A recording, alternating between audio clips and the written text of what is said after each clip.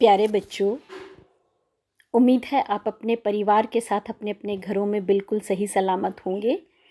और इस वैश्विक महामारी के समय में भारत सरकार ने जो दिशा निर्देश हमें दिए हैं फॉलो करने के लिए, उनका पूरी तरह से अनुसरण कर रहे होंगे, उनके पालन कर रहे होंगे।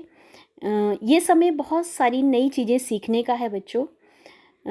और सबसे खूबसूरत चीज़ जो इस समय के दौरान हम सीख सकते हैं सभी अपनी लाइफ में, कि वक्त कभी रुकता नहीं है, वक्त लगातार चलता ही रहता है और हर बार हर स्थिति हमें कुछ नई लर्निंग्स दे जाती है। तो अब हम लोग पुनः अपनी हिंदी की कक्षा की तरफ चलते हैं। हम लोग भक्ति काल के महान संत कवि सूरदास जी के पदों की विषय में पढ़ रहे थे, जिसमें हमने पहले अपने वीडियो में जाना कि सूरदास जी जो हैं उन्होंने सूरसागर के भ्रमर गीत में से ये पद लिए गए हैं जो हम इस कक्षा में अध्ययन कर रहे हैं। और पहले पद में उन्होंने सूरदास जी ने बहुत खूबसूरती से व्यंग्य भाव के साथ गोपियों के उलाहना शिकायत उद्धव से दर्शाई है कि कैसे वो जो है उद्धव को बोल रही हैं कि तुम तो ये जो अपने निराकार ब्रह्मा की उपासना की बात कर रहे हो, पूजा की बात कर रहे हो, ये हमारे बस की बात नहीं है।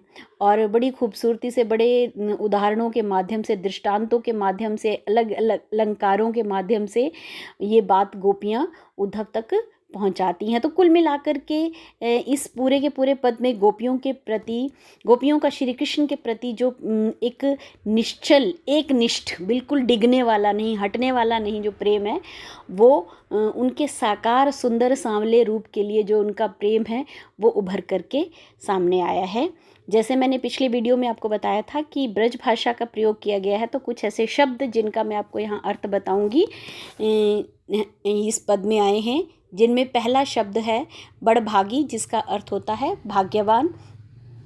अपरस का अर्थ होता है अछूता या अलिप्त। तगा होता है धागा, डोर या बंधन। पुरैनी पात होता है कमल का पत्ता। रस जल, माह में।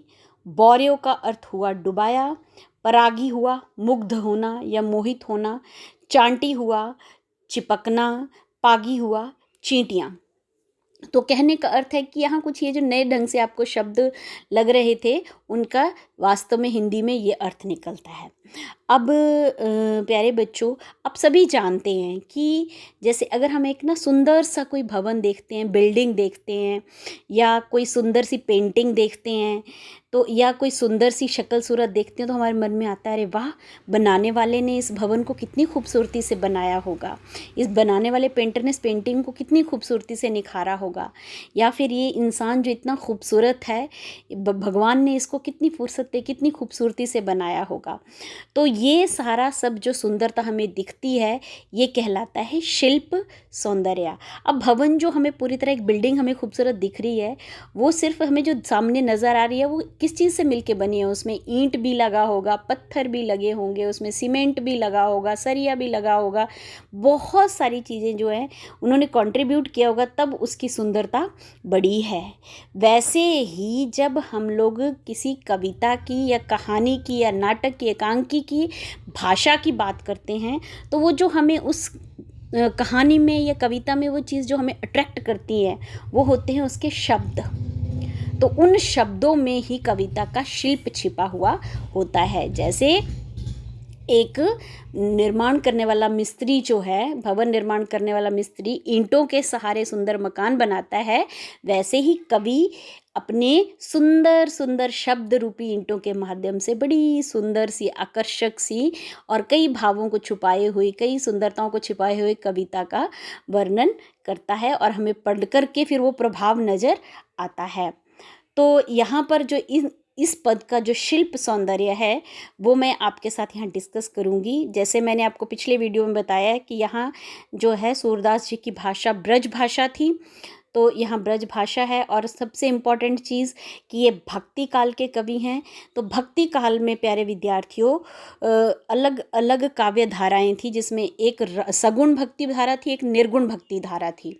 सगुण मतलब जिसका साकार रूप हमें दिखाई देता है, और निर्गुण जिसको हम इमेजिन करते हैं, जिसका कोई साकार रूप नहीं होता है। तो सगुण रूप में राम भक्ति काव्य और कृष्ण भक्ति काव्य प्रमुख रूप से आते हैं, और निर्गुण में संत कवि जैसे कबीर जी, रहीम जी हुए, या फिर सूफी कवि जो हैं उन लोगों का काव्य आता है। ये निर्गुण ब्रह्मा की उपासना करते हैं, इनके ईश्वर का रूप जो है किसी को नज़र नहीं आता है। इसमें भी जो हमारे राम और कृष्ण भक्ति काव्य हुआ है, इसमें भी ज्ञान मार्ग और प्रेम मार्ग दो अलग अलग रास्ते हुए हैं। एक्चुअली हम लोग इस चीज़ को जब पढ़ेंगे, इस चीज़ को हम इस तरह समझ सकते हैं कि उद्धव जैसे व्यक्ति हैं जो वो ज्ञान मार्ग पर चल रहे हैं। उद्धव जिन्हें गोपियाँ उलाहने दे रही हैं इस पद में, वो ज्ञान मार्ग पर चल रहे हैं, अर्थात उनके ईश्वर निराकार हैं कबीर की तरह, परंतु गोपियों के ईश्वर जो श्री कृष्ण जी हैं उनका साकार रूप है, तो वो प्रेम करती हैं। जैसे एक माँ अपने बच्चे की जो उसकी सूरत होती है, जो उसका फिजिकल अपीयरेंस होती है, उस रूप में उससे प्यार करती है, वैसे ही भक्त जो है अपने भगवान से साकार रूप में जब प्यार करता है, जैसे हम लोग अपने किसी भी इष्ट की पूजा, किसी भगवान की पूजा करते हैं तो हम कहते हैं कृष्ण जी का रूप ऐसा है जिसमें उन्होंने क्या किया, हाथों में बांसुरी धारण की हुई है, सिर पर मोर मुकुट है, शरीर पर पीला वस्त्र धारण किया हुआ है, चेहरे पर मधुर मुस्कान है, श्री रामचंद्र जी ने धनुष बाण धारण किया है। तो ये जो है ये साकार रूप है, और इसी रूप में हम उनसे प्रेम करते हैं। तो इस पद में ज्ञान मार्ग पर प्रेम मार्ग की श्रेष्ठता जो है वो गोपियाँ सिद्ध कर रही हैं। ये सारी की सारी जो मैंने अभी तक आपसे डिस्कस की चीज़ें, ये शिल्प सौंदर्य के अंतर्गत आती हैं। और एक और महत्वपूर्ण बिंदु है व्यंग्य भाव। गोपियाँ व्यंग्य कर रही हैं किस पर? उद्धव के ऊपर। वो जो उन्हें ज्ञान मार्ग की शिक्षा देने आया है उस पर वो व्यंग्य कर रही हैं। तो यहाँ व्यंग्य भाव भी स्पष्ट हुआ है। तत्सम तद्भव शब्दों का प्रयोग हुआ है। इसके पश्चात जैसे आपने शुरू में देखा, उधो तुम हो अति बड़ भागी, संवादात्मक शैली उद्धव को संबोधित कर रही हैं, तो संवादात्मक शैली प्रयुक्त हुई है।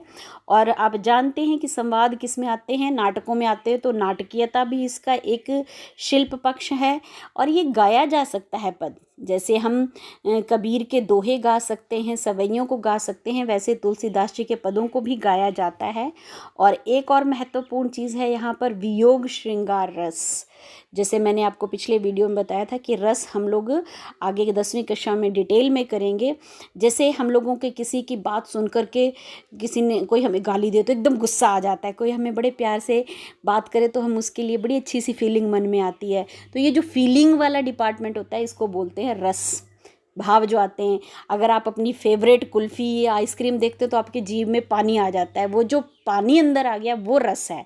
तो वैसे कविता को पढ़कर कभी हमें जोश आ जाता है, कभी हमें गुस्सा आता है, कभी हम दुखी हो जाते हैं, कभी हमें बड़ा अच्छा सा लगता है। तो ये अलग अलग भाव जो मन में आते हैं ये सारे रसों के अंतर्गत आते हैं, जिन्हें हम आगे व्याकरण में डिटेल में पढ़ेंगे। पर इस पद में गोपियों का श्री कृष्ण के प्रति वियोग दिखाया गया है, तो वियोग श्रृंगार रस यहाँ मौजूद है। इसके पश्चात यहाँ अनुप्रास अलंकार है, उपमा, उदाहरण और दृष्टांत अलंकार मौजूद हैं। कहाँ कहाँ पर है इस पूरे पद में? देखिए, स्नेह तगाते में और पुरैनी पात, ज्यों जलमह तेल की गागर, इनमें क्या है? अनुप्रास अलंकार है। उपमा अलंकार गुर चांटी ज्यों पागी, और उदाहरण अलंकार ज्यों जल माह तेल की गागर। और इसके पश्चात दृष्टांत है पुरैनी पात रहत जल भीतर।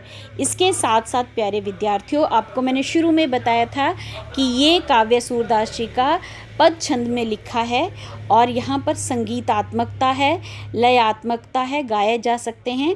और ये राग मल्लार में गाया गया है। ये राग मल्लार में गाया गया है, जिसके करके इसमें गेयता है। अलग अलग तरह के राग होते हैं, उनमें राग मल्लार में ये पद गाया गया है। तो ये हमने जो भी अभी तक हमने पूरा का पूरा पद पढ़ा था पहला, उसमें जितने भी शिल्प पक्ष था उसका, भाषा कैसी है, शब्द कैसे हैं, अलंकार क्या है, रस क्या है, और क्या खासियत किन किन चीज़ों से मिलकर के बना हुआ है, वो इस पद का सारा शिल्प पक्ष हमने देखा। अब हम देखेंगे इसका भाव सौंदर्य। भाव मतलब इस पद के अंदर इन शब्दों में क्या भाव छिपा हुआ है, इन शब्दों के माध्यम से गोपियाँ क्या बताना चाह रही हैं। तो गोपियाँ उद्धव की प्रेमहीनता का मजाक उड़ाती हैं। उनका मानना है कि उसके हृदय में प्रेम का अभाव है, इसी कारण कृष्ण के साथ रहते हुए वो कृष्ण प्रेम में नहीं डूबा हुआ है। दूसरा है, पूर्ण रूप से श्री कृष्ण जी के प्रेम बंधन से मुक्त है और अनासक्त है। और उद्धव की आंखें जो हैं श्री कृष्ण की रूप सौंदर्य में नहीं उलझी हुई हैं। गोपियाँ जो हैं भोली भाली अबलाएं हैं और वो कृष्ण रूप पर इस तरह से आसक्त हैं कि वो कृष्ण और उनके प्रेम से दूर नहीं रह सकती हैं। तो इस प्रकार हमने इस पूरे पद का भाव और शिल्प पक्ष देखा। कहने का अर्थ ये है कि इस पद में गोपियों का श्री कृष्ण जी के प्रति इतना अटूट गहरा प्रेम और एकनिष्ठ, जिसको कोई डिगा नहीं सकता, वो प्रेम प्रकट हुआ है कि जो निर्गुण ब्रह्मा की पूजा करने की उपासना, निराकार ब्रह्मा की पूजा करने की उपासना देने आए हुए उद्धव का संदेश देने आए हुए उद्धव जो होते हैं, वो भी उनकी बातें सुनकर जो हैं वो अंत में क्या हो जाते हैं, इतने उनकी बातों से इतने प्रभावित हो जाते हैं कि वो अपना मार्ग छोड़ करके कृष्ण प्रेम भक्ति में पूरी तरह डूब जाते हैं।